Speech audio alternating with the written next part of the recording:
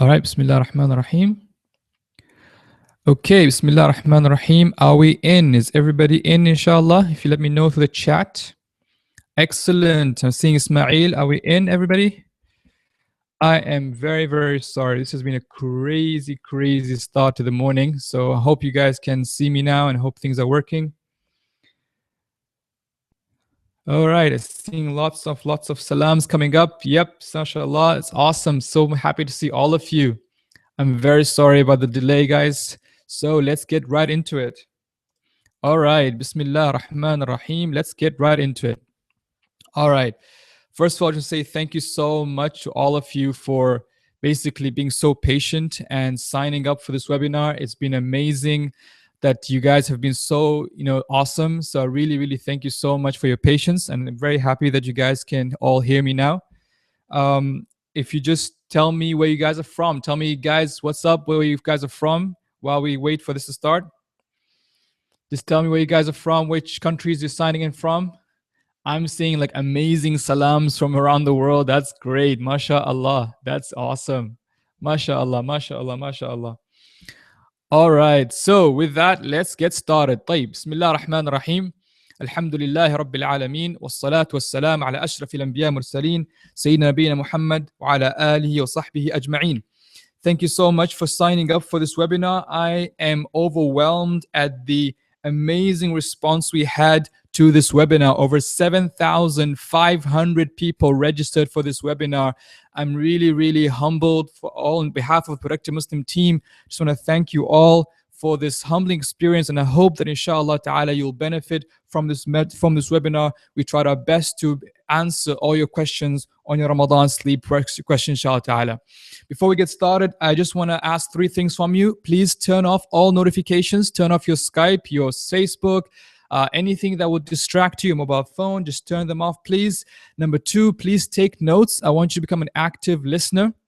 I don't want you to become a passive listener, so please take notes, write down all the sort of ideas, thoughts that come to your mind, and please do write your questions because I will be answering your questions live towards the end of this webinar.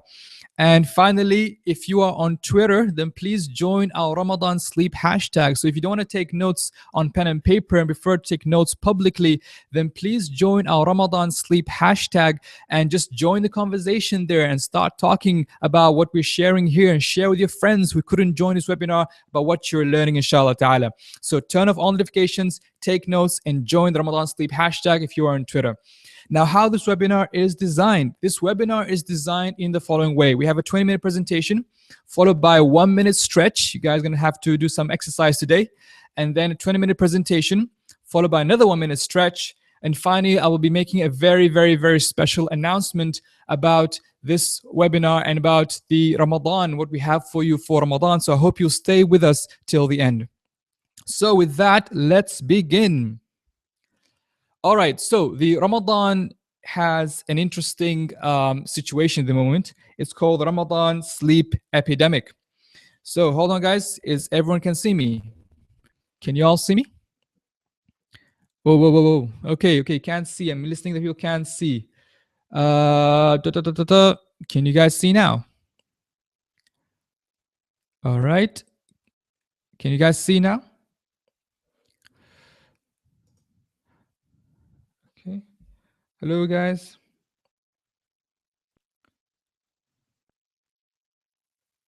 Can you guys see? I'm trying to see if you guys can see. All right, let me do one more time. And let me try one more time here. And let's share this. Can you see it now? Let me know if you can see it, okay? It's fixed? Awesome. Great. Thank you so much. Great. Thank you so much. All right, let's get back into it. So the Ramadan has an interesting, basically, epidemic because if you talk to anybody around the world, then you would really find it difficult to have a conversation about Ramadan without the word sleep coming up. The Ramadan sleep epidemic is global, so it doesn't matter where you live. I've lived in the East, I've lived in the West, and everywhere I go and talk about Ramadan, sleep always comes up as a topic. It doesn't matter if you're a professional, it doesn't matter if you are a student or a working mother, everybody faces this sleep issue and everyone has different way of dealing with it. And the interesting thing is there's no one size fit all solution for this Ramadan sleep epidemic. So what I realized that this is interesting because if you think about it, this is a very, very modern problem. When we talk about Ramadan sleep sort of issues and people, discussing it, it's really is a very, very modern problem. It's not something that's really discussed in our history books as much because the lifestyle we're leading now is very different. The lifestyle of 24/7 connectivity, the lifestyle of working from, working abroad and traveling and all that stuff, that's really taking a toll on our Ramadan sleep. So the question I have for you is, why do you think sleep is a challenge during Ramadan? And I would love to see to list, basically want you to type in your thoughts on why do you think Ramadan sleep is in your. Okay, someone's saying no clip. Okay, you know what? I just realized what the issue is. I think, if I'm not mistaken, the presentation when it goes transitioning, it's causing a problem. All right, relax, guys. I can see a black.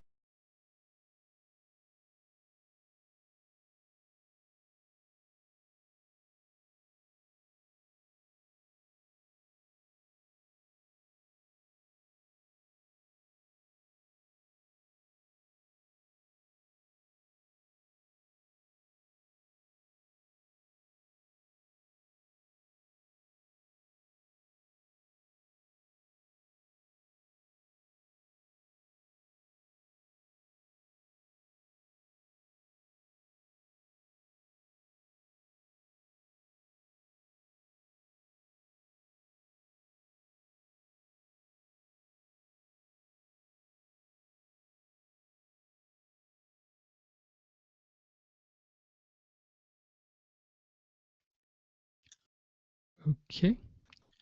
All right, guys. All right, guys. Can you hear me now? Okay. All right. So, can you hear me now? We're back on. Awesome. Great. I'm asking to get some questions there. Great. Okay, let me just quickly share the presentation. Let me just share this. Okay. All right, can you guys see now?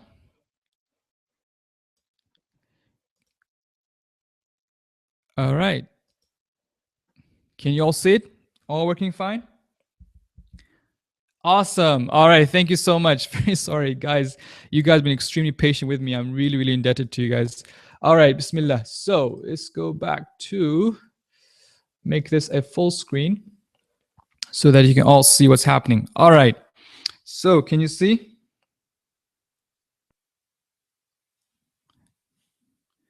Okay. Okay.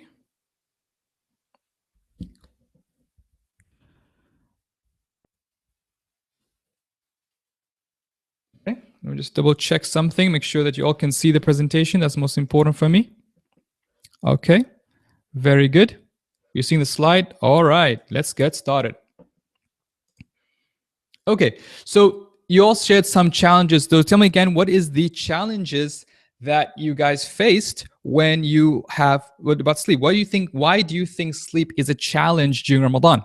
So I'm hearing some crazy, man, you guys like type really fast. My God, mashallah. Okay, that's awesome. That's awesome. Okay, so let's get this thing going on. All right, so going on, what is the biggest challenge? I'm trying to read the chat room. Going on. I'm still listening. Just yes, no, no, yes. I really want to hear what is your biggest challenge during Ramadan. Okay, changing work course schedules. Thank you. So that we worship is better quality. Thank you. All right. So people getting in the way of sleep. Interesting. Very interesting. Okay. No time for ibadah. Excellent. All right. People stop. People stop typing. All right. Work. Long hot days. Thank you. All right. These are all excellent points. So I just want to say thank you for those points. So let's move on quickly because we don't have enough time. So let's first talk about sleep itself. Okay. Let's really talk about sleep and understand what sleep is about and the really importance of sleep, because unfortunately sleep's got a bad reputation. People really panic if sleep sort of, they either take sleep in a bad way, that oh my God, it's bad, I got to avoid sleep, or they take sleep as something that's really, just enjoy and indulge and just sleep as much as possible. Let's talk about sleep. Sleep, you spend about a third of your life sleeping. If you think about it, we sleep around 8 hours a day roughly. And if you live up to 60, when you hit 60 years old, that's 20 years of sleeping. Yes, you have slept for 20 years by the time you hit 60 if you sleep an average 8 hours a day. Now, if you think about it, that's a lot. That's a big chunk of your time that you spend sleeping. So whenever you talk about sleep, really talk about it from a perspective of something you respect, something that you admire, something that you think this is a big chunk of my time, not something you ignore or something you don't deal with. It's a very, very important part of your life. Secondly, sleep cannot be resisted. You cannot resist sleep. This is called a gentle tyrant because it kind of forces you to sleep. And thirdly, sleep is important for your health and your well-being. Whether you like it or not, if you sleep better, you will be more healthy and you'll feel better. So the point we're trying to make a productive Muslim is that if you can manage your sleep, you can manage your life. If you can manage your sleep, you can manage your life. So this is why we do this whole webinar on Ramadan sleep, because if you can manage your sleep during Ramadan, you can manage your Ramadan life, inshallah ta'ala. Now let's think about sleep from a spiritual perspective. Now, if you think about it, if you think about the sleep, one second, okay? All right, if you think about it, in terms of sleep, one of the greatest verses in the Quran that talks about Allah subhanahu wa ta'ala's power is Ayat al-Kursi. Allah subhanahu wa ta'ala says in the Quran, Allahu la ilaha illa huwa al-hayyul qayyum, la ta'khudhuhu sinatun wa la nawm. One of the first qualities Allah describes himself in the Quran, in that the most powerful verse in the Quran, the greatest verse in the Quran is described by Prophet Muhammad sallallahu alaihi wasallam, is that Allah says about himself, neither sleep nor slumber overtakes him. And if you think about it, that's a real power. That shows you the majesty of Allah subhanahu wa ta'ala and really makes us humbled us, because we are weak. We realize our weakness. We are weak. We need sleep. But Allah subhanahu wa ta'ala does not need sleep. And this is a huge, huge spiritual significance that Allah subhanahu wa ta'ala put this weakness in us to show us His power, to show us His majesty. There's a story in the Israeliyat that Musa alayhi salam once asked Allah subhanahu wa ta'ala, he says, "Oh Allah, do you ever sleep?" So Allah subhanahu wa ta'ala told Musa, "Oh Musa, hold two buckets, take a rod and place two buckets on either side of that rod and just stand there holding those two buckets." So Musa stood there for a while. And then after a while, he felt sleepy and he fell, and the buckets fell and the water fell all over the place. And then Allah subhanahu wa ta'ala told Musa, "Oh Musa, if I slept, that's what's going to happen to the entire universe."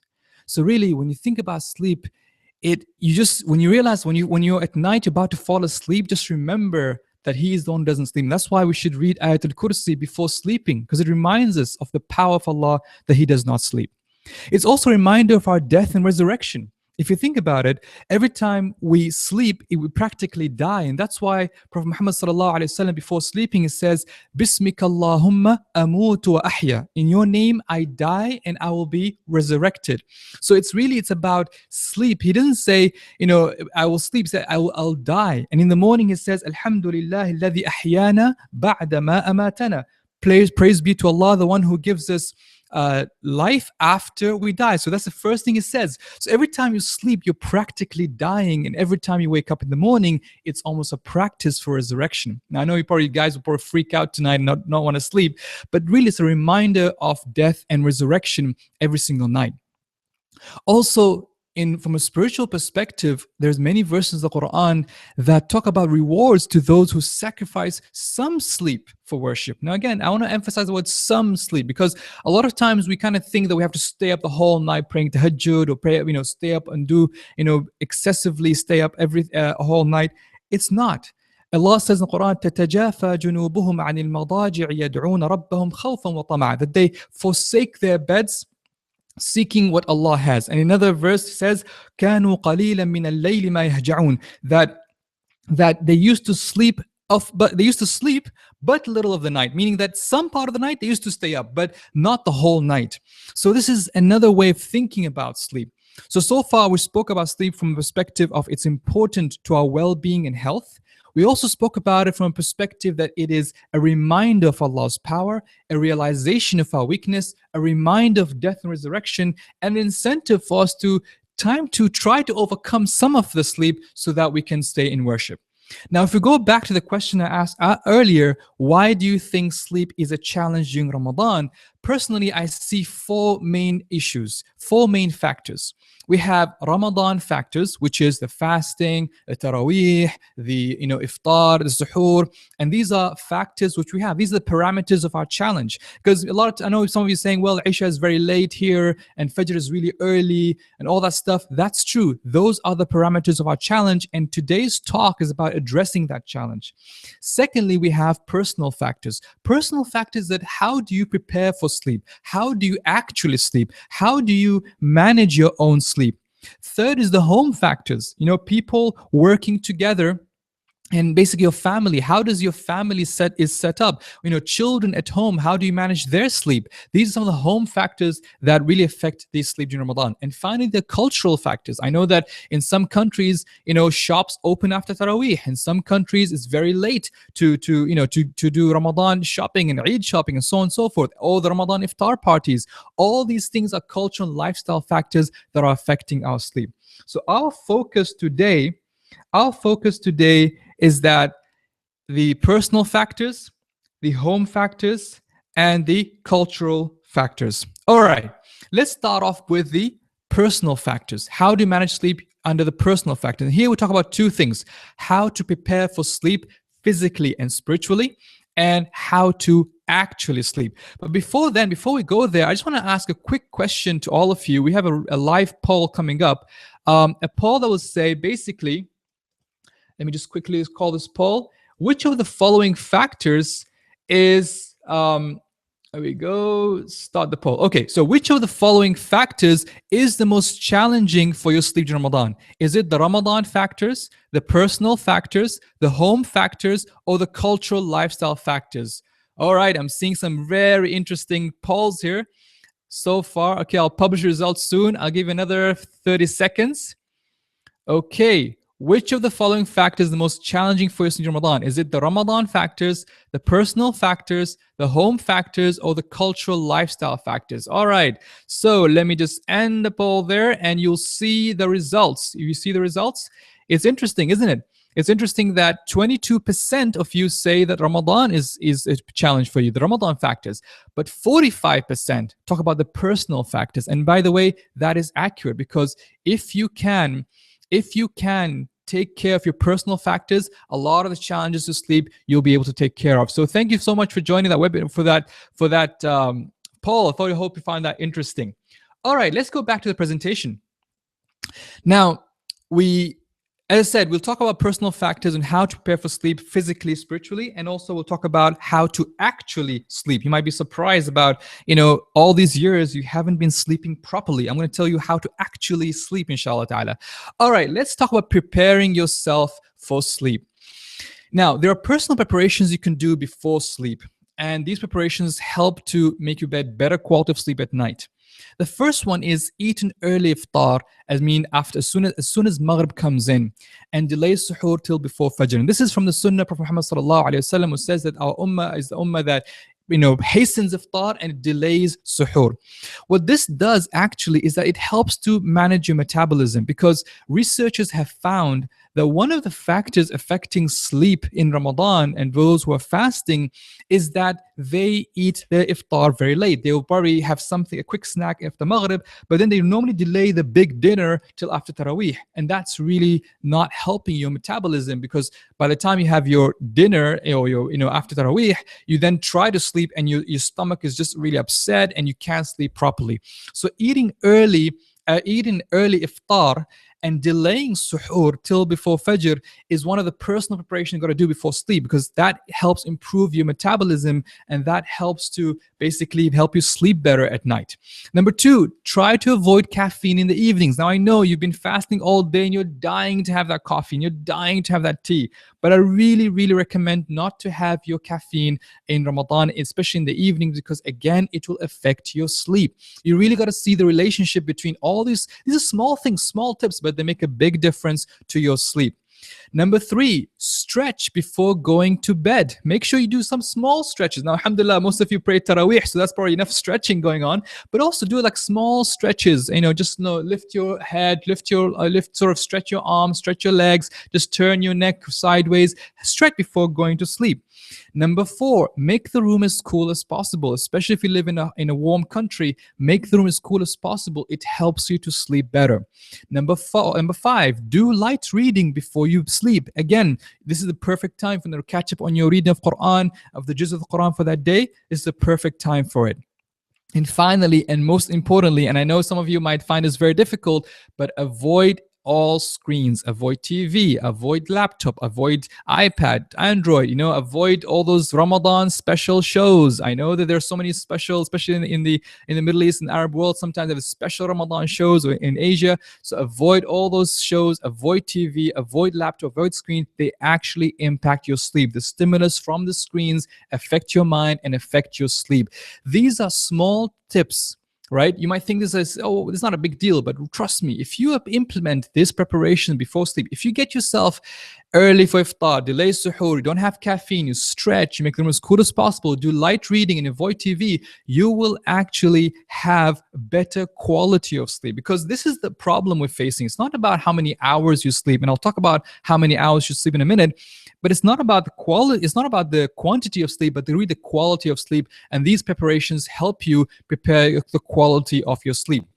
Now, for your sleep, you gotta make it spiritual in the sense that you need to, if you're gonna spend 8 hours, or not in Ramadan, of course, you probably won't have 8 hours, but let's say if you were to approach sleep from a spiritual perspective, then you really gotta approach sleep with these spiritual activities that Prophet Muhammad taught us. So, for example, before sleep, making wudu before sleep. And while you're making wudu, I would actually remind you to make that intention that you are sleeping, because this is Allah subhanahu wa ta'ala has put this weakness in us, and that you're asking Allah to help you overcome some of your sleep, so that you can wake up and pray witr and pray suhoor and eat suhoor and pray fajr. So while you're making wudu is like the physical manifestation of our intention. So while you're making that wudu, have that intention, make that intention that you're there to you're approaching sleep as a spiritual exercise.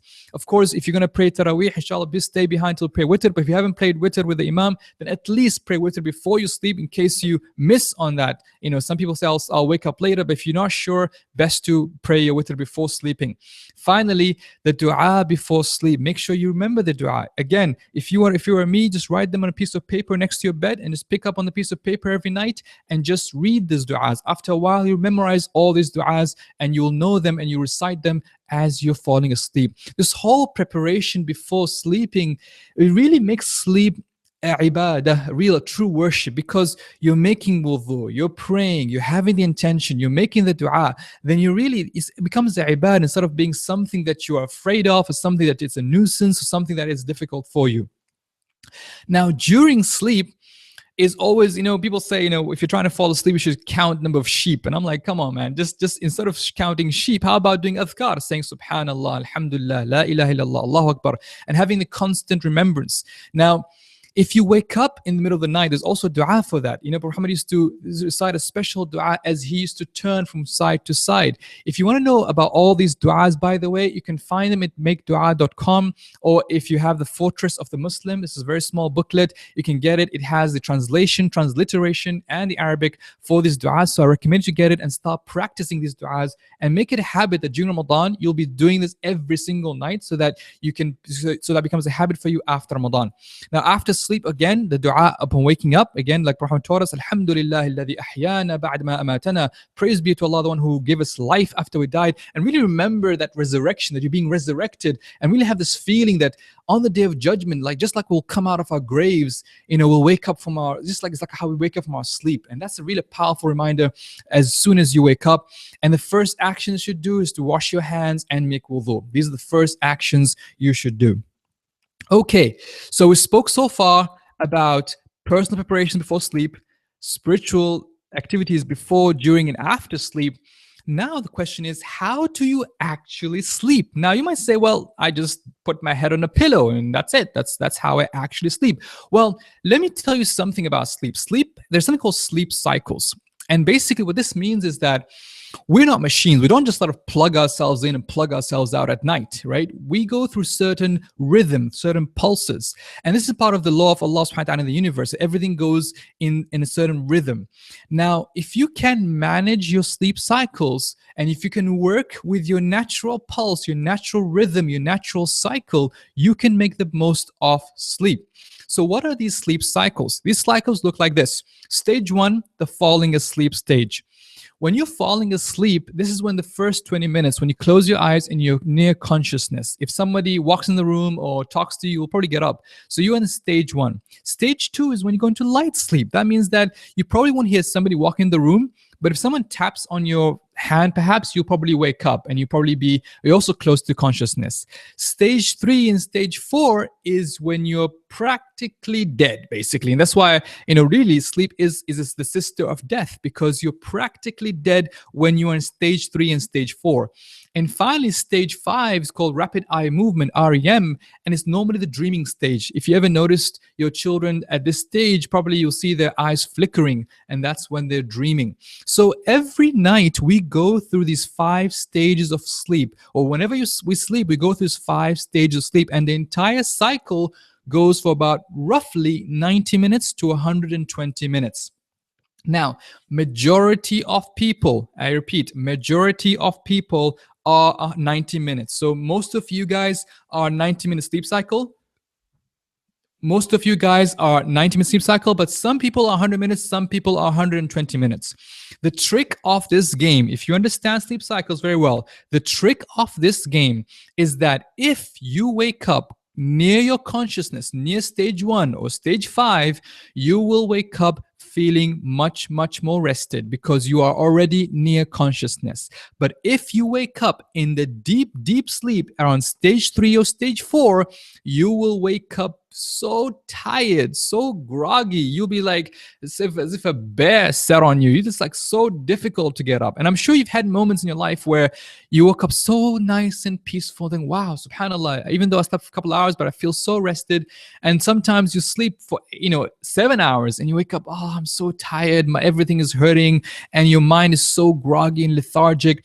That's because you woke up in the middle of your sleep cycle compared to the beginning of your sleep cycle.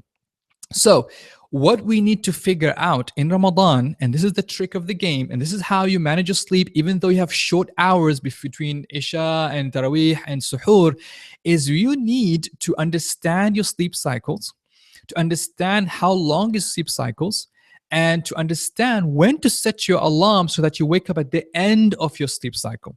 And the way this works is as follows. Now, imagine that Isha and Taraweeh finishes at, say, at 10:30 p.m. Now, again, I know different countries finish different parts. Some people finish at 1 in the morning. Some people finish earlier. But I'm just saying, on average, let's say Isha and Taraweeh finishes at 10:30 p.m. in some countries. Now, assuming that you fall asleep at 11:30, so you come back home, you get ready, and 11:30 p.m. you fall asleep. Now, assume you're a 90-minute sleep cycle person. That means from 11:30 to 1 a.m. is one sleep cycle. And from 1 a.m. till 2:30, it's 2 sleep cycles. And then from 2:30 to 4 a.m., that's the third sleep cycle. Now, if Fajr is at 5 a.m., you have 2 choices. You can either wake up at the end of your third sleep cycle at 4 a.m. or wake up at, let's say, if you want to wake up 15 minutes before Fajr so you can catch some suhoor quickly, I would advise you, I know it sounds counterintuitive, I know it doesn't make sense, but you would be better off waking up at the end of your sleep cycle, at 4 a.m. compared to waking up closer to Fajr, because as soon as you pass the 4 a.m. stage, you're starting a new sleep cycle. And if you have to wake up before the end of it, you'll wake up around stage 3 or stage 4 of your sleep cycle, and it will be extremely, extremely tired, and you'll find it so hard for you to get up. So what I want you to do as your homework, and you probably didn't imagine a productivity class giving you homework on sleep, but here's your homework for tonight. I want you to figure out your sleep cycle. And the way you do this is that first, assume that you're a 90-minute sleep cycle person. because that's majority of people are 90%. I've been teaching sleep cycles and sleep management for a long time, and most people come back and tell me I'm a 90-minute sleep cycle. So assume that you're a 90-minute sleep cycle person, and then you sleep, and then you calculate how many sleep cycles can I basically include, can I have before between now and when Fajr time is. So again, you can assume if you sleep at, let's say, at 10:30 or 10 o'clock, you say, if I need to sleep at 10 o'clock, I need to wake up at 5 o'clock, how many sleep cycles can I fit in? So okay, from 10 till 11:30, then 11:30 till 1 till 2:30, 2:30 till 4. Okay, Fajr at 5. Okay, I have to wake up at 4, which is great because A, you wake up at the end of sleep cycle and feel much more refreshed, and B, you wake up basically and not feel tired, and you have time to pray tahajjud and to pray witr and to read some Quran and go to the masjid, all because you were able to manage your sleep cycle. And again, I repeat this, sleep cycles are part of us. It's not a myth. This is science, by the way. There have been countless research. Just go and type in sleep cycles. You see countless research. There are university labs that track people's sleep cycles. There are even apps these days on sleep cycle. Just type in sleep cycle on Android phone or iPhone, and you'll see a lot of apps that help you track your sleep cycles. And even some apps promise to wake you up when you are closer to your sleep cycle, to the end of your sleep cycle.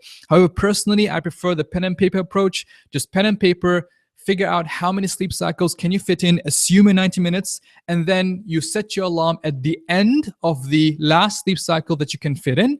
If you wake up fresh, then that is your sleep cycle, then you are 90-minute sleep cycle. If, however, you wake up a bit, if you wake up and you feel your mind is tired, your body can be tired, but sometimes your mind is fresh, but your body is a bit tired because, of physical activity. But let's say you wake up and you feel like, okay, this is not, I'm not feeling too groggy or too dead, completely dead, then that means that's your sleep cycle. If it doesn't work, that means you need to add 10 minutes and try 100-minute sleep cycle and try it for the second night. If it doesn't work, try 110 minutes. And if it doesn't work, try 120 minutes. But again, majority of people are 90-minute sleep cycles. So the questions I get here is, how many sleep cycles do I need to feel rested in my, in my day? How do at night? Now again, this, of course, depends how many sleep cycles can you fit in. If you have late Taraweeh and early Fajr, sometimes you can barely fit in maybe a couple of sleep cycles in the evening, maybe a couple of sleep cycles after sunrise, perhaps.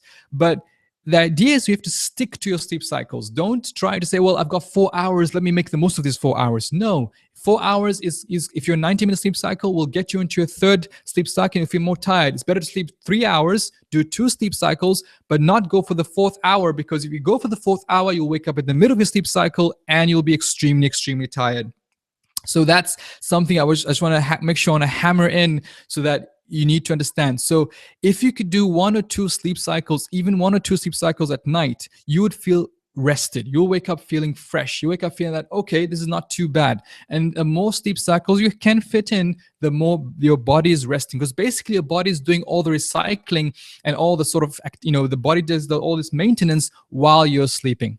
Okay, so your homework for tonight, and I hope you love this homework, is try to figure out your sleep cycle over the next 3 days. Try 90 minutes. If that doesn't work, try 100 minutes. If that doesn't work, try 110. If that doesn't work, try 120 minutes and see which one works best for you. And the way you know it is that when you set the moment you set your alarm at the end of these sleep cycles, you wake up much more feeling fresh.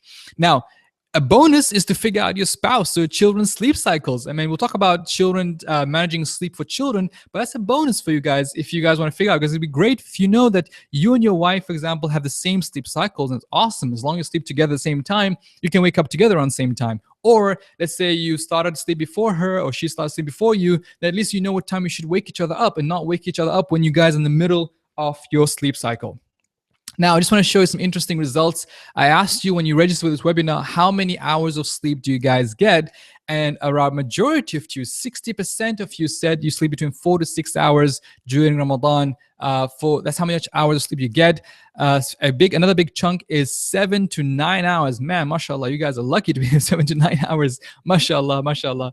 And some people have less than 2 hours, which is very unhealthy. 2 to 3 hours or 10 hours plus. But the point of the slide is to say that, again, it doesn't matter how many hours of sleep you guys get. You might be sleeping 7 to 9 hours and waking up feeling tired. or you can sleep 3 hours and we can feeling fresh. It depends if you wake up at the end of sleep cycle or at the middle of your sleep cycle. Now, I hope that so far has been. I know you might have like lots and lots of questions about this, but for now, let's do a quick stretch. Thank you so much. Please stand up. I want you to please stand up and do a quick stretch and just stretch your arms, stretch your legs, stretch your neck, right and left, and just take a sort of a big stretch so that you basically are able to kind of enjoy yourself a bit more. So let me quickly, in the meantime, while you guys are stretching, I want to show you a quick cartoon. You guys love cartoon, right? All right, it's time to watch some cartoon. Let's do it. Alrighty, there we go. Reloading video. So I hope you can guys watch it.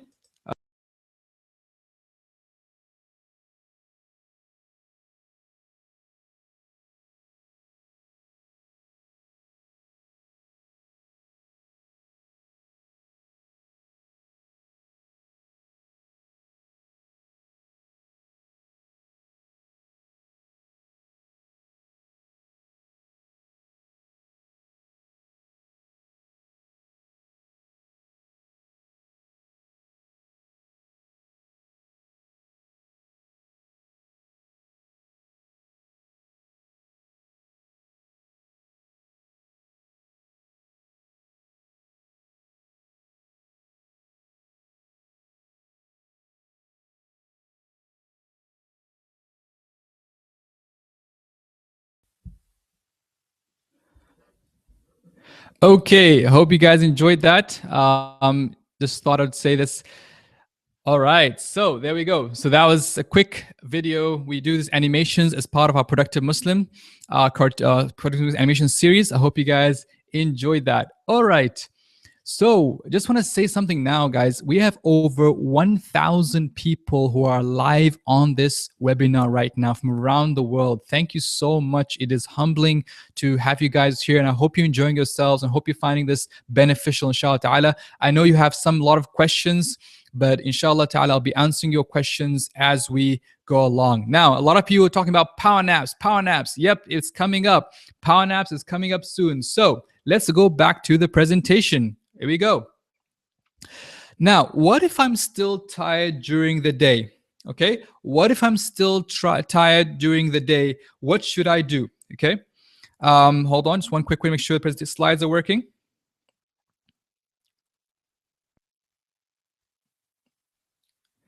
Okay, all right. So the question is, what if I'm still tired today? The answer, as most of you saying, is power naps.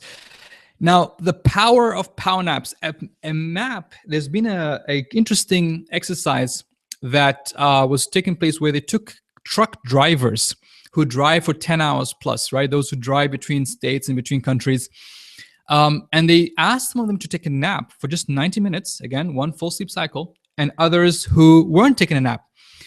And basically, they found out that those who took a nap were more alert by 10 hours. Naps make you smarter, healthier, and safer. And the reason why I say safer is because imagine if you don't nap during the day and you have to drive back at home and you're feeling tired. A lot of accidents happen is because people are feeling sleepy. Power naps are extremely important. Our bodies are programmed for 2 periods of intense sleep from 2 a.m. to 4 a.m. and 1 p.m. to 3 p.m. That's how our bodies are programmed. And that's why people say, the lunch hour, after lunch, you feel tired. It's not really the lunch that's going to make you feeling tired. It's because your body is programmed to feel intense sleep between 1 p.m. and 3 p.m. So the best time to nap really is in the afternoon, either after dhuhr or just before dhuhr. And because you're fasting, you don't have to have a lunch break. So it's a great opportunity to go and nap. Now, some of you might be saying, well, I can't nap in my office, it's hard, or in my school. You really need to figure out a way, whether it's going to a park nearby and napping, whether going to the musalla and taking a quick nap, whether it's, going to your car and napping, whatever it is, you have to find a way to nap, because this is absolutely important for you to make the most of Ramadan and to really propel you to be productive the whole day. Now, there are 3 types of nap. There's a cat nap, which is 20 minutes. There is an action nap, which is 45 minutes or 40 minutes, and there's a long nap, which is 90 minutes.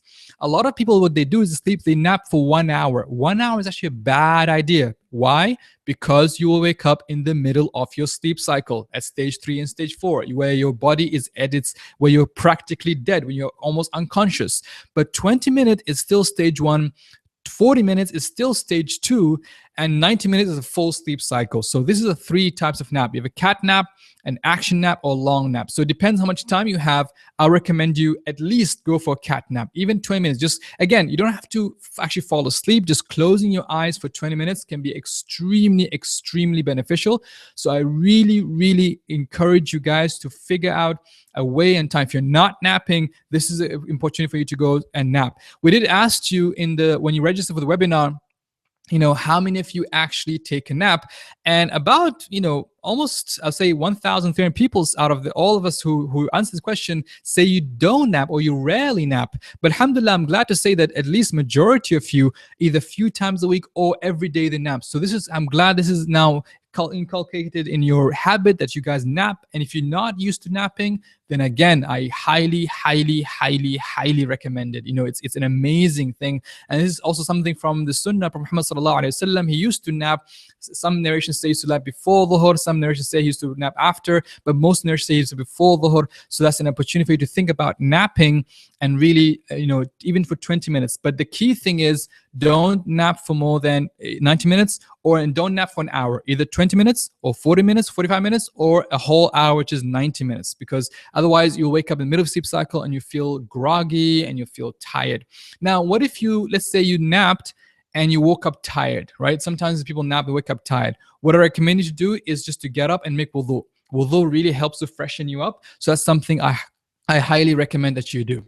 All right, so far we spoke about the personal factors, which is, how to manage your sleep personally, how to spiritually manage your sleep, how to actually fall asleep with the sleep cycles, and we spoke about power naps. Now let's move on beyond the personal factors. Let's move on to managing family and children's sleep schedules, because again, those affect our sleep. Maybe we know our sleep cycle, maybe we know how to power nap and everything, but then we go home and either family or children, and they just, the sleep schedule go all over the place.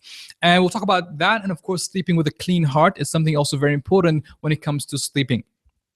All right, so managing family, children's sleep schedule. Number one is discuss importance of sleep, right? Sit down with your family and talk about the importance of sleep and agree on a schedule, especially if you have adult children. Really talk about, the importance of sleep, about no TVs, about no screens beyond a certain time, and prepare yourself for that Ramadan schedule before Ramadan, right? Try to sleep early as possible after Isha, perhaps waking up before Fajr so that you can wake up for suhoor.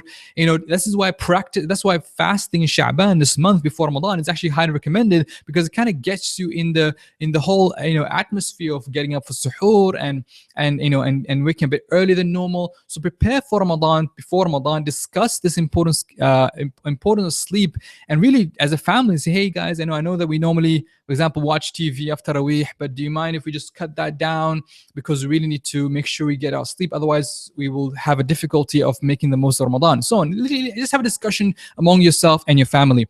Agree on no screens beyond a certain time. Dim the lights at night. This really helps, especially if you have children in the house. Dim the lights at night. Don't have blazing light going on. It's again very hard, because our bodies are programmed. Once there's dim lights, once the darkness falls in, again our bodies are naturally programmed. So that we can sleep, and so that we sleep at night. Now, encourage napping during the day. So again, talk to your children about napping in school. Talk to your spouse about napping during the day. Encourage them to nap so that, again, they're more alert for Isha and Tarawih.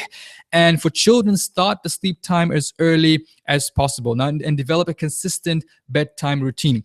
And most importantly, you got to lead by example. You can't just tell your kids about sleeping early and doing this and no TV, and once they're asleep, you're out there watching TV on your own, and not having not following your own advice. So I really encourage you to lead by example, and that's how people manage to fall. That's how you can manage a family and children's sleep schedule. Now, I want to give more specific advice for children's sleep, because I know it's a big topic. So if you have children between 0 and 3 months year old, I know it's very difficult to manage the sleep because their sleep is around their feeding times and around their sort of changing diapers time. So normally though, if you can encourage sleep at night by exposing them to light and noise during the day and playing with them more during the day. So once they kind of figure out that, okay, in the day things are happening, play with my mama and dad, plays with me more during the day, you'll feel more, they will kind of figure it out, and slowly so you'll see them shifting their sleep towards the evening. So this is for those of you who are parents, and those of you who are parents that basically who have babies who are infants at 0 3 months old. Now at 4 11 months old, they're starting to figure out their sleep, their schedules. So make sure you have a very regular daytime bedtime schedule. Feeding time should be regular. Bathing time should be regular. So you try to follow a regular schedule so that they know that when it hits 8 p.m., for example, they are in bed, or they know that at a certain point in time they're in bed. Now they might not recognize 8 p.m., but you yourself got to manage it for them and make sure they have regular daytime bedtime schedule. Make sure you create a consistent and enjoyable bedtime routine so that they love going to bed. They enjoy it, not like they have to cry for it. Establish a regular sleep friendly environment so that in the bedrooms they feel happy, they feel calm, they're comfortable.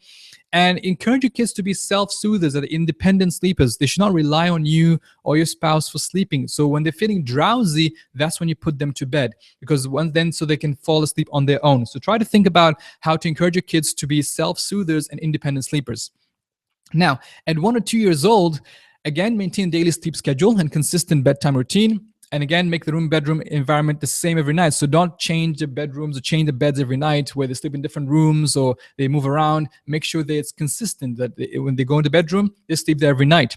At 3 to 5 years old, same thing. Maintain regular schedule, consistent sleep schedule. Have a relaxing bedtime routine. Make the room as cool as possible, quiet and dark. And again, no screens. I know that these days we take our, we show iPads to our kids and we play around with the iPads and stuff, but really no screens in the bedroom to help them sleep better.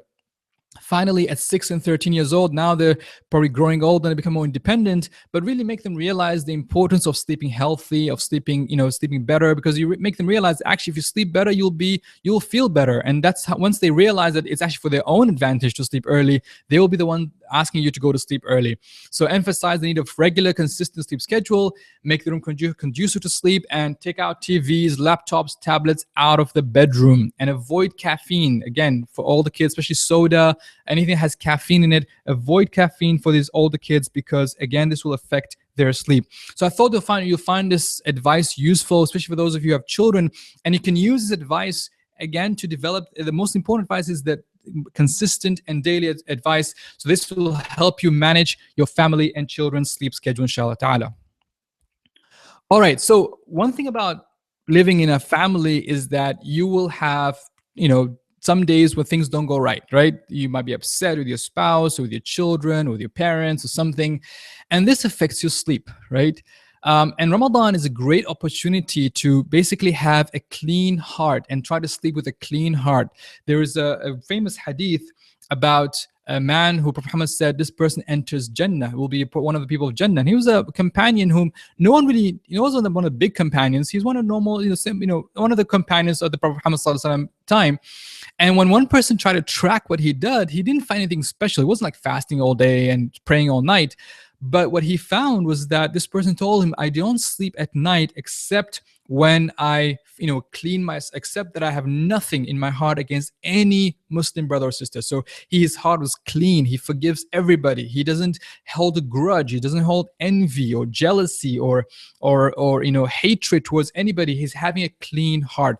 So make sure that as one of the home factors, because again, you have relatives, you have family members who you might, even friends who you might be upset with. Make sure you forgive those who wronged you. Make sure you try to resolve emotional issues before you sleep, and do not sleep while angry. If you cannot talk to the person, if it's too late to talk to the person, then just write it down on a piece of paper so that you just sort of clean your heart with it. So use Ramadan as an opportunity to clean your heart every single night. And please don't sleep with a heart that's full of hatred or envy or something that is if not only affect your sleep but affect your akhirah as well. All right, so now we move on to the cultural factors that affect our sleep. Now, here I made a very simple one slide because really I couldn't go into every single culture in the world. Alhamdulillah, we have a global audience, and we need to understand the effect of cultural factors on our sleep. So, for example, what is we have some countries have late night shopping after Tarawih. Some countries have rest hours of work during the day. Some countries are exactly the same, nothing changes, and people and the Muslims have to sort of survive. Some families have to have late night iftars every day. Some families just have different cultural and lifestyle factors. What I want you to do is really take stock of these cultural factors, these lifestyle factors, things that in your life, in your culture, that is affecting your sleep. Just think about it and make that part of the discussion you have with your family on, do we really need to go to every single iftar party every night? Do we need to stay behind till the last people to leave? Do we really need to go shopping after Tarawih prayers, or can we do our shopping during the day? Really talk about these issues that are affecting your sleep and set the ground rules. Set the ground rules on a personal level. Like, I will not, for example, do shopping after Tarawih, for example. If I need to, I'll do it in the morning, for example. Or as a family, that we only gonna accept 2-3 iftar party this week, not more than that. Set the ground rules, and because you really gotta protect your sleep, because if you don't protect your sleep, you will find it very hard. Now, we've spoken so far about the Ramadan factors. We've spoken so far about personal factors, home factors, cultural factors. Now, I know that perhaps you have lots of questions, and we're going to come to the questions in a minute, but just a quick summary that the Ramadan factors, the timing of Isha and Taraweeh, the timing of Suhoor, these are factors that, I cannot change for you. I can't tell you, pray Taraweeh earlier or pray Fajr later. These are set. These are parameters that are set for us. This is a challenge for us. However, the point I was trying to make throughout this webinar is that that we have a lot of other factors which we can manage to make our sleep better. We can manage our personal factors so that we sleep, for example, better at using our sleep cycles. We can use power naps. We can prepare better for sleep. There are home factors. We can prepare our children better and our families better for sleep. There are cultural factors. We can try to make lifestyle choices that improve our sleep. So it's not only the Ramadan factors, and please stop blaming Ramadan for our sleep issues. A lot of it is really our personal, home, and cultural factors, which I hope you can now start to understand that we can start managing and working around. Now, I know one question that perhaps I did not answer, and the question is, what if it all fails? What if you tried everything, right? Sleep cycles, power naps, schedule, everything, and then one day you just, everything goes out of the window. You wake up like after sunrise, you miss your suhoor and fajr, you're in a total mess, right? The first thing is don't panic, right? Don't panic or stress. Okay, a lot of times it's really, don't take it, oh my god, I'm gonna die tonight. You're not gonna die, you'll be fine, right? Don't panic or stress, and ask Allah subhanahu wa ta'ala for help on that day. There's a term called roll with the punches, meaning that just take what it happened, right? It happened. There's once a story that Prophet Muhammad was with his companions, and they went out, they were out on a camping outside somewhere, and then Prophet Muhammad told Bilal, make sure you wake us up for Fajr. So Bilal said, okay, no problem, and Bilal fell asleep. And then the whole camp, all the Muslims, imagine all the Muslims missed Fajr, including Prophet Muhammad. I mean, this is like a big story, right? The whole thing, and the whole camp woke up panicking. Oh my God, what have we done? But Muhammad calmed them down and said, it happened. Let's now pray Fajr together. So it wasn't like, oh my God, I'm panicking, right? Especially if you've done everything. You set your alarm, you tried your sleep cycles, you did power naps, you did everything you can. But subhanAllah, it was written, it was qadar that you overslept, right? It was not in your hands. So don't panic or stress, and ask Allah for help. Roll with the punches. That means that in that one day, say, okay, khair, this is it. I'm going to make the most of it and start again. What I mean by this, the same night, go back and calculate sleep cycles, do your power naps, make sure that you prepare your bed, go early. So some people have this called the what the hell effect, right? Oh my God, I screwed up. I cannot wake up early. My sleep is messed up. So what the hell? Let me not forget trying, and let me just, either sleep too little or sleep too much, or, just completely mess up their sleep schedule. So make sure that you, start again and not give up. Okay, let's have another break, guys. Have another break. Stand up, please. And I'll give you another cartoon while you stretch. Okay. And I'm going to play another cartoon. Let me see which cartoon should go for you. All right. So let me choose this cartoon. All right. Bismillah. Here we go. So while you stretch, guys. Nope, not this one. Wrong video. All right. Bismillah. Ramadan animation. Okay. 49 seconds. All right.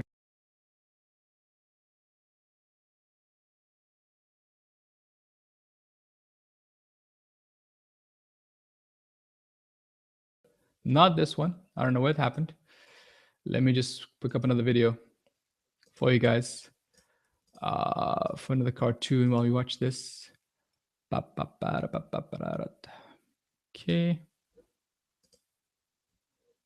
Seconds. For some reason not showing the right video. Oh well, no worries. So you guys like that previous video? Let me just do that. Okay.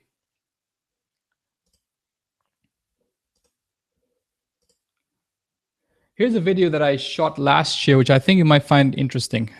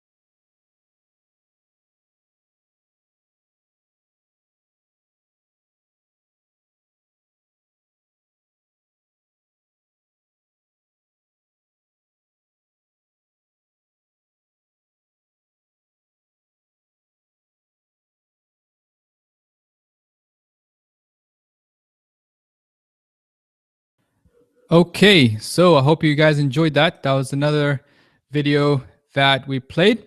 All right. Here we go. So let me just now go back. One more thing before it has not finished yet, guys. It has not finished yet.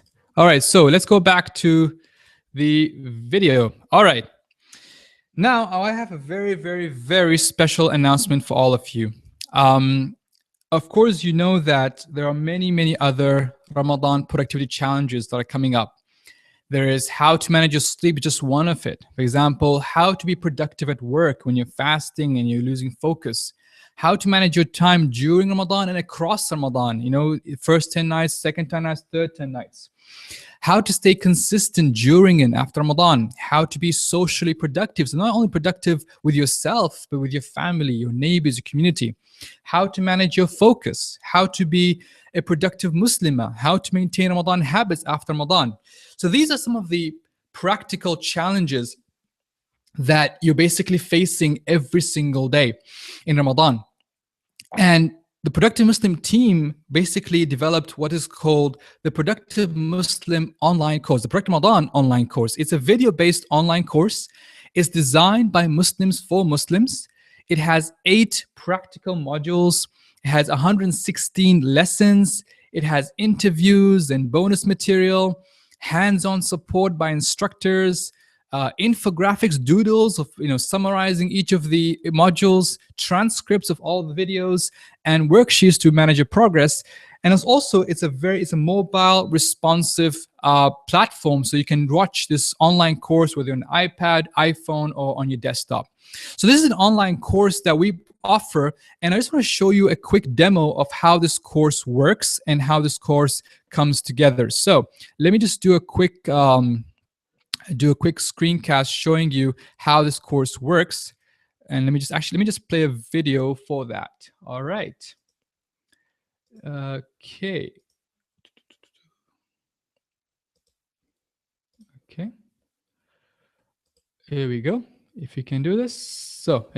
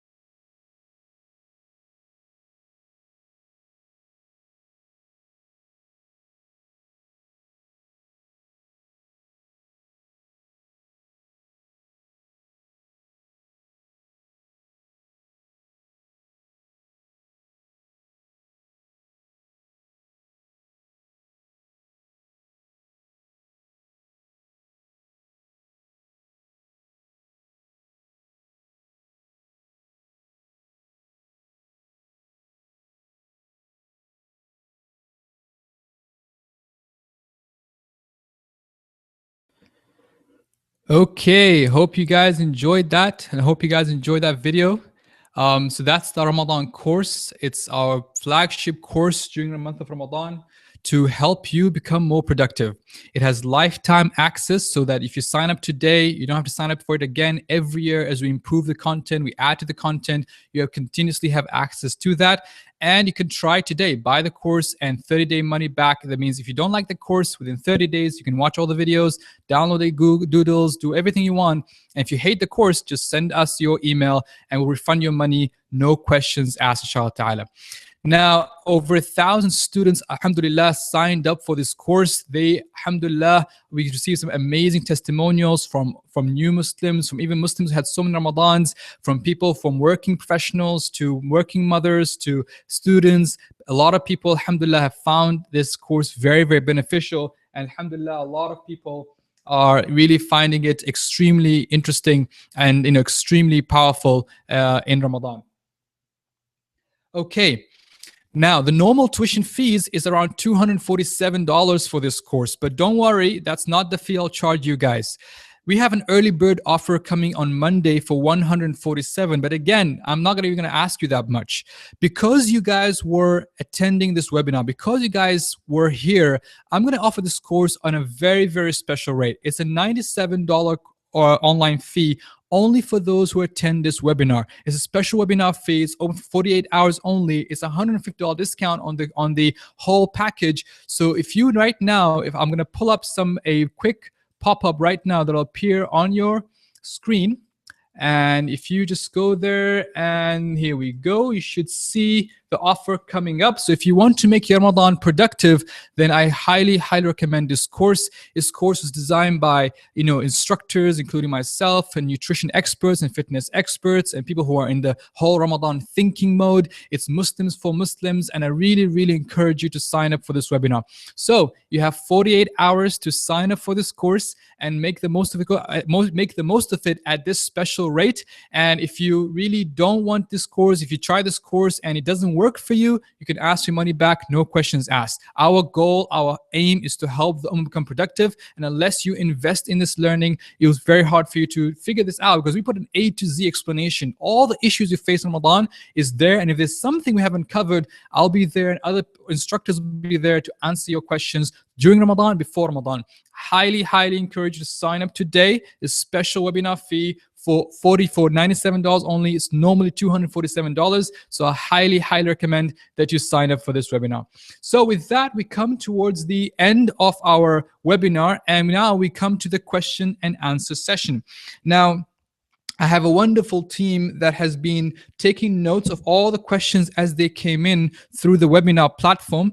And I just want to give a shout out to my team who really worked really hard to put this webinar together. Alhamdulillah, please make dua for them. May Allah reward them and bless them. They've worked so hard for this webinar. So please make dua for them. And they were taking notes of your questions and answering your queries. So I'm going to answer some of these questions right now. And if there's more, we'll answer them. If those of you who want to leave the webinar early, you can do so. You'll receive a recording of this webinar after the call. But those of you who want to sit back and hear the questions being asked, or want to ask your own questions, please stay behind. I'll be here as long as you need me. I'm here for you, inshallah, to help you have and sleep better during Ramadan, inshallah ta'ala. Okay, so question: could sleep cycle be less than 90 minutes? Normally it's not. Normally it's 90 minutes a minimum, and then it goes up from there. But I haven't heard of a sleep cycle less than 90 minutes. Again, every human being is different. There may be one or two people in the world out there who are less than 90 minutes, but normally, it's 90 minutes for most people. Okay, so question is, how about if I'm having a hard time falling asleep? How many sleep cycles are typically needed during the day? Well, if you have a hard time falling asleep, you should find out how long it takes to sleep. If it takes you like an hour to sleep, then wait for that hour and add that to your calculation for a sleep cycle. If you fall asleep immediately, then you don't have to worry about it. If it takes you 10, 15 minutes to fall asleep, that's fine. You don't have to, mess up your calculation for it. But if it really takes you an hour or half an hour or 45 minutes just to fall asleep, then maybe you should add that to your calculation so that you can sleep, so that you get your accurate calculation. Now, how many sleep cycles are typically needed during a day? Again, this is dependent on every person, depending on age group, depending on how old, young you are. But majority of people, 3 to 4 to 5 sleep cycles are pretty good for you to sort of function. So if you have 2 to 3, even if you have 2 to 3 sleep cycles, you'll feel much better than if you basically, as I said, wake up in the middle of your sleep cycle. Number 4, how can we know about our sleep cycle? As I mentioned before, you basically at night today, you say, okay, what time I'm going to sleep? Let's say you're going to sleep at 11 p.m. And then you say, what time should I be waking up? You say you want to wake up at 5:30 a.m. That's when Fajr is, for example. So you say, okay, how many sleep cycles, assuming I'm 90 minutes, how many sleep cycles can I fit from 11 p.m. till 5:30 a.m.? So, okay, from 11 p.m. till 12:30, that's one sleep cycle. From 12:30 till around 2, that's 2 sleep cycles. From 2 till around 3:30, that's 3 sleep cycles. And from 3:30 till 5, that's like 4 sleep cycles. Boom, stop there. If you go any further, you will miss Fajr or you wake up in the middle of a sleep cycle. So at 5 o'clock, you set your alarm. You say at 5 o'clock, I set my alarm. And that normally, when the alarm goes off at 5 o'clock, you'll find yourself much more rested than if you try to sleep the extra half an hour and wake up at 5:30. I hope that helped you. So that's how you know your sleep cycle. If you wake up at 5 o'clock and you realize, oh my God, my mind is so tired, you really feel that grogginess, then that's not your sleep cycle. Then I suggest you try 100 minutes or 110 minutes or 120 minutes. One of those should work with you. If you want to go completely professional about this, again, you can go to university lab. I'm sure they'll love to have sleep subjects, as they call them. And literally they put all these wires on you and they sort of test your sleep cycle. But that's completely something you want to go too advanced. But normally a pen and paper should help you figure it out. Okay. So one person says, I have an issue with waking up middle of the night. How can I prevent this from happening and just sleep throughout the night? I'm going to say that you're actually blessed that you wake up middle of the night, because that's, there's a hadith that says that whoever wakes up in the middle of the night and gets up and makes wudu and prays 2 rak'ah and then makes dua, Allah subhanahu wa ta'ala answers whatever dua he makes or she makes. So really it's a blessing. Allah subhanahu wa ta'ala is gonna, enabling you to wake up middle of the night. And if you just go through this ritual, then you won't see it as a problem. You'll see it as a blessing that He has enabled you to wake you up middle of the night every night, and that you can get up and pray, even 2 rak'ah, making some dua, and then coming back to sleep. All right, so another question is, what type of food can help us? So try to avoid food that basically slows down your metabolism. Things which are fried food. I know the samosas and the biryanis and the halims and all the great food that happens in Ramadan are just too delicious to let go. But really try to find food that helps you sleep. Sometimes yogurt, fruit, foods that have protein, lean meat, for example. Things that are not fried, things that are not sort of sugary, things that are not caffeine. These are foods you should avoid, and try to find food that's that's healthy. That's if you heard about the paleo diet, where it's based so basics basically, like meat, fruit, dairy, vegetables. These things help you to sleep better and don't help you to stay up and not affect your sleep. Avoid processed food as much as possible. So is there a particular time before iftar that is not recommended to nap? Now, this is a common question, because there are some scholars in the classical books that talk about not sleeping after Asr and recommending that not to sleep after Asr. But I have not found a hadith that's that prohibits sleeping after Asr. The only hadith I found which prohibits sleeping at a certain time is a hadith that Prophet says, do not sleep between Maghrib and Isha, or do not sleep after Maghrib. And that's because the danger there, if you sleep after Maghrib, you'll probably miss Isha. So that's the only hadith that I know of that specifically talks about not sleeping after at a certain time. But before iftar, after iftar, mornings, evenings, there's no other hadith. But of course, some scholars say do not sleep after Asr as a recommendation from them. So one person says, if it's all about completing sleep cycles to feel fresh, then why do we need to repeat them? One cycle should be enough according to that.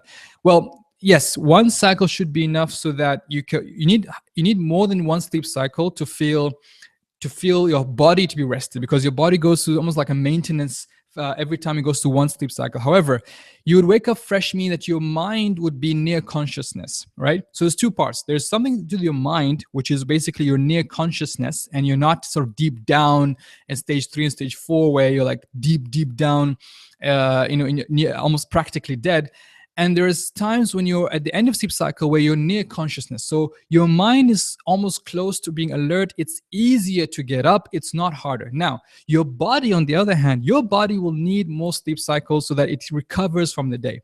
However, having said that, that's what I'm trying to say. If you go, it's better for your body to also to wake up at the end of sleep cycle than trying to wake up while your body's trying to recover. It's almost like your body's trying to do this maintenance job on itself, and boom, you just ask it to reboot and get up. It really just messes up the whole thing. So try to wake up at the end of sleep cycle, but no, you do need more than one sleep cycle. So if you rest, especially on consecutive nights. However, if you have short nights, if you really, let's say you can do one sleep cycle in the evening and then a couple of sleep cycles in the morning, for example, or one sleep cycle at night, or two in the morning after Fajr, for example. Especially those who sort of have very early Fajr, where you have a lot of time after Fajr or after sunrise till you when you have to go to work. Say, okay, after I'll sleep like one or two sleep cycles at night between Isha and Taraweeh and Fajr and Suhoor, and then I'll pray Fajr, I'll come back, and then I'll sleep another one or two sleep cycles for my next till I have to get to work. So that's another way of dealing with it. Okay. If is it time? Okay, so time to, again, our question is the time we take to fall asleep. Again, if you fall asleep immediately or within 15 minutes, you don't have to add those 15 minutes to your sleep cycle calculation. However, if it takes a long time for you to sleep, then yes, add that to your sleep cycle calculation. All right. Okay, so the question is it worth sleeping between Isha and Fajr for Ramadan this year? We'll be coming back home from Taraweeh at 1 a.m. Or at, I think she's 1 a.m. and Fajr is 3 a.m. and there's only a couple of hours of it. Again, I'll say at least one sleep cycle.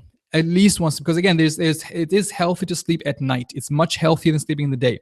So have just one sleep cycle from, let's say, from 1 a.m. till 2:30 a.m. You get up, you have suhoor, 3 o'clock in the morning, you pray Fajr, and then you ideally should wait for sunrise. Again, this is a time of barakah. You don't want to sleep straight after Fajr. You ideally should sleep to wait till sunrise, and then fall after sunrise, go back to sleep, and basically, after sunrise, go back to sleep and till the time when you have to get up for work or for school. So that's, and again, using your sleep cycles. This is the common question again, even European times, whether Isha is 11 or Fajr is 3 a.m. So try to fit one sleep cycle at night, if that's the only thing you can do, and then a couple of more, or 2 to 3 more in the morning after Fajr, after come back from Fajr after sunrise, and that way you have at least 3-4 sleep cycles that you have slept during the day. Okay. Is it better to have tea or coffee in the middle of the day? Well, I hope you're fasting, so I hope you're not having tea or coffee in the middle of the day, or power nap. Okay, so if it's not Ramadan, it's power naps are much better. So some people it's called power nap, is where you have tea or coffee just before you nap, and then you nap and you wake up with almost like a double shot. You have the shot from the caffeine kicking in 20 minutes and the shot from your nap kicking in. So that's another people do this, where they have tea or coffee just before they nap, they take a nap, and then boom, they just wake up feeling much more effective. But power naps are effective on their own. Literally, power naps are, if you don't have tea or coffee, then power naps are effective on their own. How long before sleep should we avoid screens? At least 3 hours. So if you're going to sleep at 11 a.m., again, maybe a good time for you is like as soon as Maghrib comes, you forget screens. Maybe that's a good way for you to do this. So avoid screen at least 3 hours before sleep. If it's really urgent, maybe an hour and a half, but really avoid screen as much as possible. At night, they do stimulate the brain. There have been studies that show that it affects your sleep. So I avoid screens as much as possible. Okay. All right. So what are the verses you quoted from the Quran when you talk about spiritual significance? Number one, I talked about Ayat al-Kursi. Allahu la ilaha illa huwa al-hayyu al-qayyum la ta'khudhuhu sinatun wa la nawm. This is in Surah Al-Baqarah. So I recommend it's verse 255, the second chapter of the Quran. So that's the first verse I mentioned. Also, it talks about the other verse about Surah Al-Sajdah. تتجافى جنوبهم عن المضاجع يدعون ربهم خوفا وطمعا, that they forsake their beds when they sleep. This is Surah Al-Sajdah. You'll find that verse about those who forsake their beds, seeking Allah's pleasure. And then there's another verse, it's called كانوا قليلا من الليل ما يهجعون. They used to sleep but little by night, which means they sleep but little of it they used to wake up for worship. And this is Surah Al-Dhariyat. So I hope I answered your questions on those. Okay. How to sleep while commuting? Good question. If you're using public transport, then again, power naps are a great way. You can get a pillow. Those pillows you use when you're on a flight. You can use those pillows perhaps to just sort of snooze while the train is moving. Although I would set a timer so that you know exactly, so that you wake up at least 2 stops before your actual stop. You don't want to miss your stop and miss your work. So that's another way of commuting. But of course, if you're driving, do not sleep while driving. And of course, if you're feeling sleepy while driving, a lot of accidents happen in Ramadan because people are feeling sleepy and they want to rush for iftar. Just park your car somewhere and take a 20-minute nap and then drive again. Do not sleep while feeling drowsy. It is extremely, extremely dangerous. Okay. Now, how to develop a habit for 20-minute nap. So basically, set the same time every day. Try the same time every day to have the nap. Do not change your nap times. Try to find the same time. Ideally, if you're working during a lunch break, so that at least you take time off, or if you're not working even, or if you're a student, around the time when you are able to just sort of take those 20-minute nap. So these are the times when I recommend you to sleep more often, inshallah ta'ala. Okay, we've had some great, I hope, webinar with some great questions.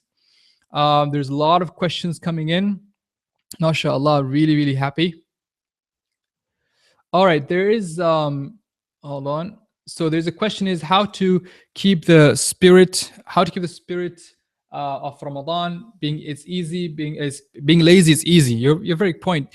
Now, this is the other extreme. Now, some people, normally when I talk about Ramadan sleep, I really talk about sleeping during, people who kind of sleep less. But there is the other extreme. People sleep a lot. And really, those who sleep a lot, they really find it difficult to, those who sleep a lot basically find it very difficult to, to get back into Ramadan mode. So what I recommend you to do is have a daily routine, have a very clear routine. Have a clear routine where you say, I'm going to sleep at a certain time. I'm going to wake up at a certain time. I'll have these activities I'll do. Get involved with socially productive activities. This is what we cover in our course about social productivity during the course, and doing things outside your course. For example, being involved in the community, either distributing iftar or cooking iftar, basically being busy with Ramadan. If you're just sitting at home and not doing anything, it can get boring, right? You watch TV or what are you going to do? It gets very boring. But if you get involved, especially if you're not working, and it's a blessing, perhaps if you don't have work during Ramadan, make the most of it. Have a very strict schedule. Pray, read Quran. Again, I don't expect you to read Quran the whole day, but at least be active, be proactive when it comes to sleeping and when it comes to having your daily routine. So that's how you maintain your spirit in Ramadan and you don't be lazy. And make sure you make dua as much as possible, that Allah subhanahu wa ta'ala removes laziness from your life. Okay. So any specific tips for converts? Well, first of all, may Allah subhanahu wa ta'ala accept your submission to Islam and really welcome to the world as a Muslim. And really, this is something, an honor that you guys are taking Ramadan seriously and attending a webinar on how to manage your sleep. The one thing I would say to you is really get a support network. And get a support network of people who can help you to understand how to approach Ramadan. Try not to stress too much. Try not to overdo it in the first Ramadan. If you don't have to pray, Taraweeh prayers every single night, or try to keep the basic, at least fast every single day, and try to make your prayers as much as possible. But do not sort of stress yourself too much about I got to do everything right. Okay, I know it's especially overwhelming for the first Ramadan you're going to face. Have a support network, and inshallah things will be better. And again, I recommend you the course not just because we put it together, but really we have a lot of converts also who joined the course and they've really benefited from the course because they learned the practical stuff, the stuff that you don't really hear people talking about when it comes to leading, about being productive or being active in Ramadan. So I recommend you the course. You'll find a lot of support network there, inshallah ta'ala. Okay. Now, here's a good question about how to stay awake during the last 10 nights of Ramadan. Now, if you think about it, the last 10 nights of Ramadan is the most important time of the night. And actually, this is the time Prophet Muhammad sallallahu alaihi wasallam used to wake up his family to make sure that they sort of stay up and they sort of make dua and also to pray the Hajj. So it's interesting that the hadith mentions that the Prophet Muhammad used to wake up his family. So it's almost like the rest of the nights, they weren't really sort of had to waken up. Most of them probably was sleeping much more during in the night. But in the last 10 nights, Muhammad used to wake his family up. So he used to really take, the extra effort to wake himself up. So I recommend you, as much depending on situation. If you're working and really finding it difficult to go the extra mile, then again, do what you can. Allah says in the Quran, وَاتَّقُوا اللَّهَ مَا اسْتَطَعْتُمْ, that you should fear Allah as much as possible. Now, you could, for example, take time off from work, take time off from school. These are ways for you to overcome that, so that you can really stay up the whole night and pray and make the most of those 10 nights. But if you can't, and again, I go back to my argument about using sleep cycles, napping during the day, eating well, preparing well, being spiritually ready for Ramadan, for your sleep in Ramadan, and really building that schedule with your family and help you make it the most of it, inshallah ta'ala. Okay. If is it okay to take 2 naps during the day? Yes, you can. You can take 2 naps in the day. Again, ideally, normally whenever you feel you need a quick nap. And the good thing with 20-minute nap is that you don't have to go for so long, right? You don't have to go for sleep for so many hours. You can just 20-minute nap and you feel great. Sometimes you might need just 20 minutes before dhuhr. Sometimes you might need another 20 minutes before asr, and then you're fine. All right. So do not feel like you have to nap for so long during the day. Okay. All right. So lots of questions coming in. Thank you so much. Again, I really, really appreciate you guys. It's so amazing. First of all, you're so patient, even though we started late. Secondly, you guys were like so active in the chat and asking so many questions. You guys are awesome. Barakallah feekum. I really appreciate it. I'm still going to be around for another 12 minutes, inshallah. So I'm going to answer as many questions as possible, inshallah ta'ala. Okay. All right. Another question is, okay. Oh, cool, goodness. All right, so I'm trying to broadcast your questions. So, how to manage sleep studies and sleep in Ramadan? This is by Arhan. I tried a new feature. I'm sure you saw it where I kind of broadcasted the question. So, how to manage studies and sleep in Ramadan? Again, so once you figure out when you're going to sleep and how many sleep cycles you'll sleep, then you say, okay, fine, perhaps I can fit in, depending on your school schedule, for example, maybe after Fajr you can study, maybe just before, try to conserve your energy and make the hardest things early in the morning. When you just had suhoor, you just prayed Fajr, you just had an hour, a one sleep cycle. So try to do your most important tasks early in the morning as much as possible, and try to then, the things that don't take enough time, for example, everything else that's not important or that's hard, that's easy, do them late in the afternoon when you don't need to have the most sort of focus and energy. This is what we cover in our Productive Ramadan online course, but how to manage your energy levels and your focus levels so they can study and work better during Ramadan and managing your time during Ramadan. Okay. All right. Jazakallah khair, Muhammad Saad, for your kind words. Okay. I'm trying to see what else is there.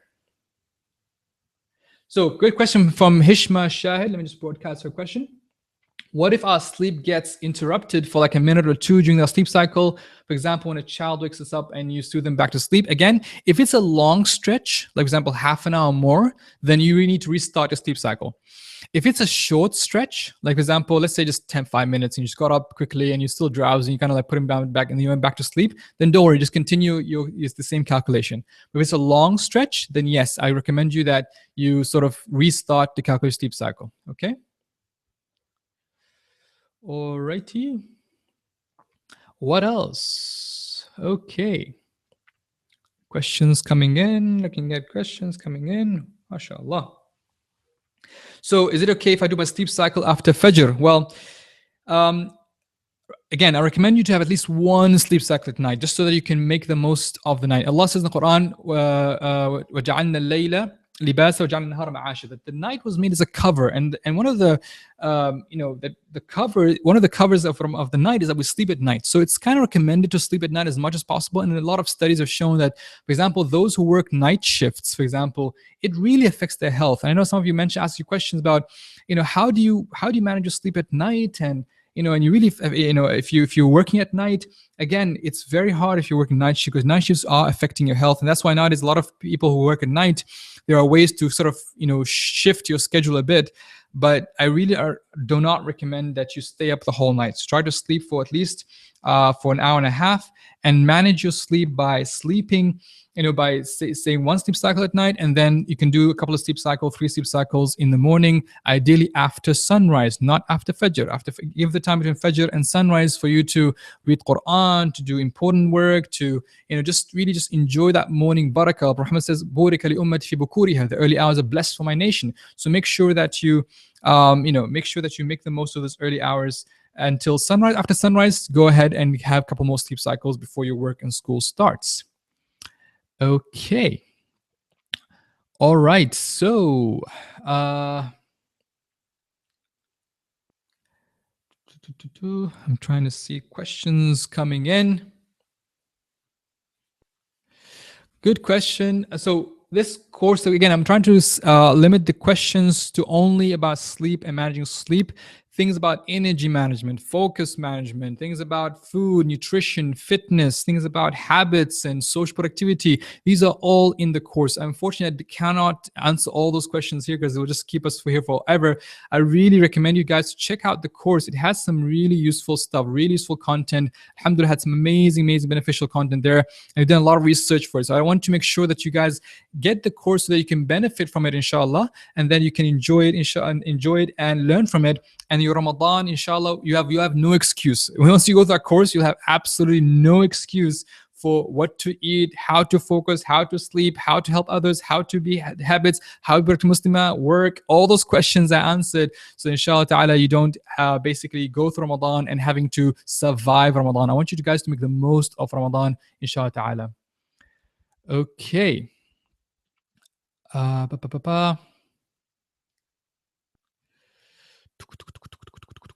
So for those who ask about the recording, this recording will be sent automatically. So once we stop this webinar, you will receive an email from us with with this recording, so you can watch this recording, and inshallah ta'ala, it's probably be on YouTube, and you can share it with family and friends. I recommend that also, if you want your family and friends to catch the special offer we have in the Ramadan course, then just send them this webinar and send the link to productramadan.com. So please make sure that you sign up. So make sure that once you receive the webinar, that you can watch it and ask others to watch it with you. The course can be used every Ramadan. It is, we try to update every single year. For example, this year we worked a lot on infrastructure. The course is available every Ramadan again, but of course the price can differ depending how much we invest in the course. We work with instructors, designers, a lot of people. So it is quite costly to produce this course. So this is a special price for you guys who attend the live webinar. So please do sign up. Okay.